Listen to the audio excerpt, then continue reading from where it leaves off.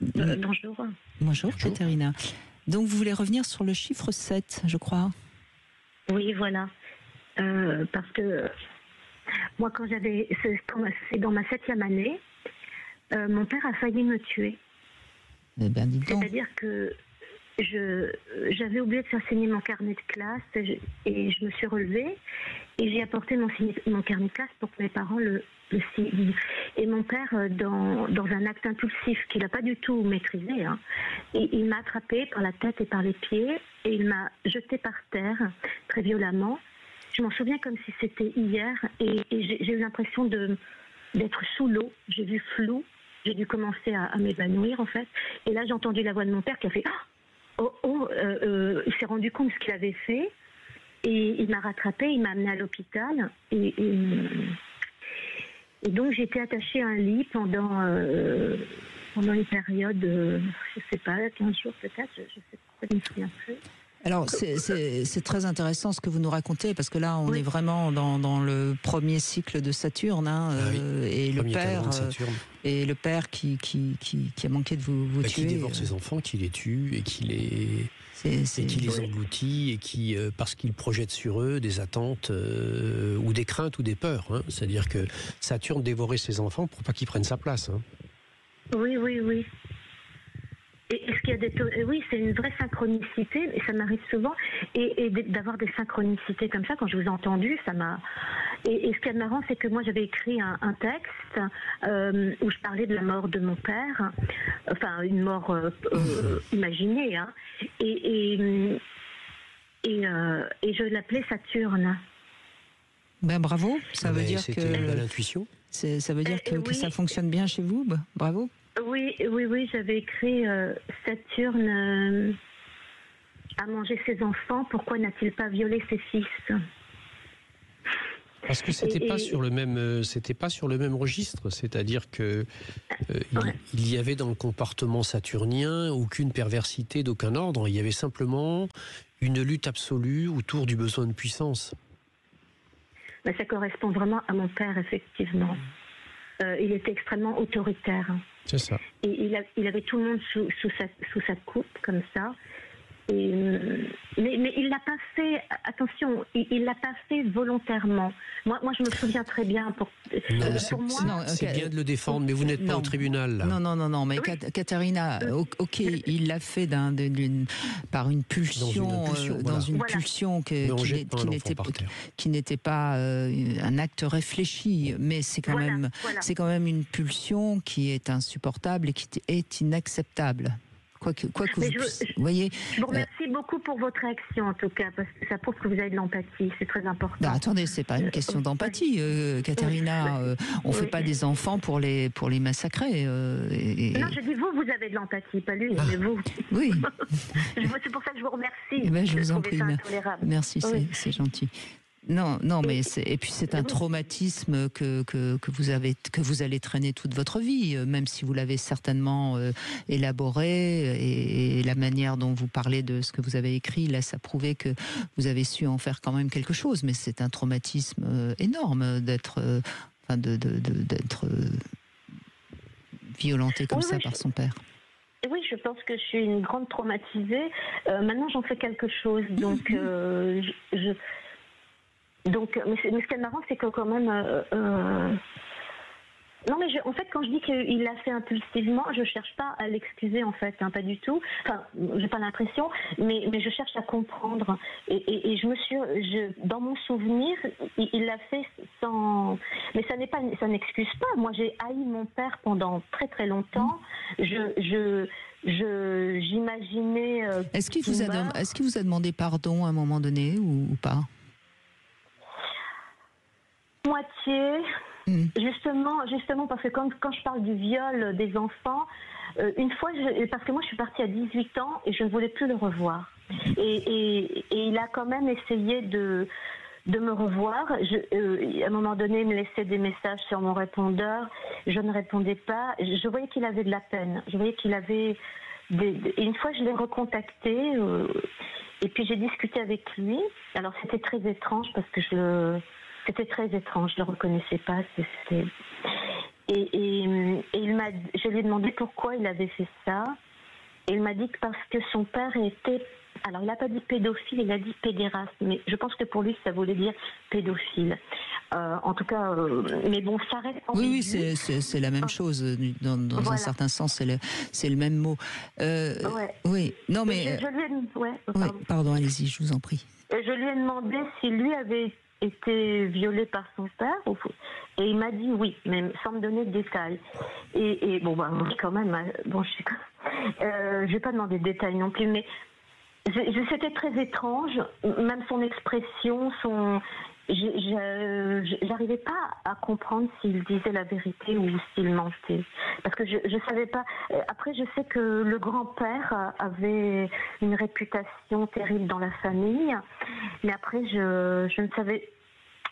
J'ai pas réussi à savoir si c'était fantasmé, la réputation du grand-père, parce que j'ai eu une impression comme ça quand même, ou si c'était vrai. Je peux pas savoir. Enfin voilà. Et quand mon père m'a parlé, il m'a dit ça quand j'étais adulte. Et moi, je sais que j'ai un ami, son frère fait des crises de violence terribles, parce qu'il a été victime. Il a été violé en France. Alors, si vous voulez, voilà. Caterina, oui, il est certain que lorsque on a des réactions comme ça très pulsionnelles, qui sont quand même inacceptables, souvent derrière il y a eu de la violence, c'est vrai. Et puis on peut quand même, là où on peut quand même donner un tout petit peu de bénéfice à votre père, c'est qu'il en a pris conscience tout de suite et qu'il vous a emmené à l'hôpital. Mais j'entends dans votre témoignage ce besoin de comprendre ce qui a pu se passer, il me semble. Oui, Qu'est-ce que vous pourriez dire, Michel Odoul, justement à Caterina sur ce qui s'est passé? Que la première des choses, c'est que il y a un circonstanciel dans ce qui s'est passé. C'est-à-dire que cette espèce de pulsion est une pulsion qui a explosé à un moment clé, qui était un moment de la remise d'un carnet de notes où il y avait quelque chose qui était manquant dedans.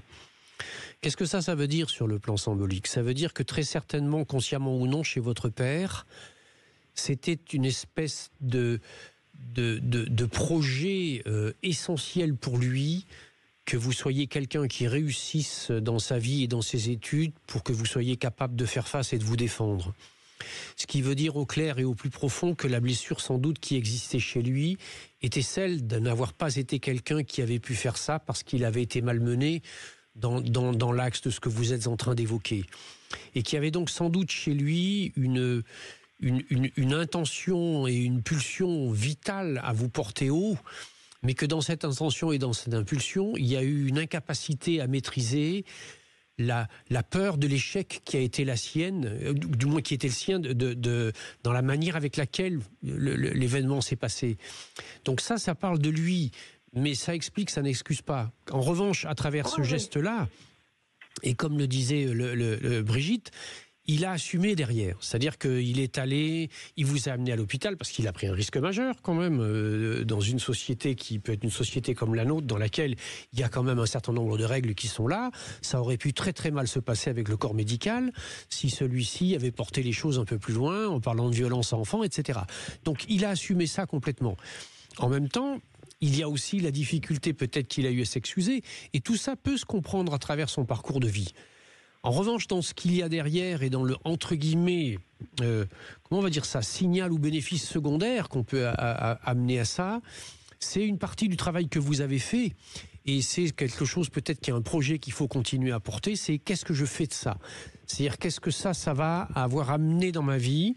Quel est le lien que j'ai aujourd'hui au masculin en général ? Comment je me comporte vis-à-vis de moi-même ? Quel est le champ du respect qui est le mien ? Vous parliez d'une cyclique des 7 ans.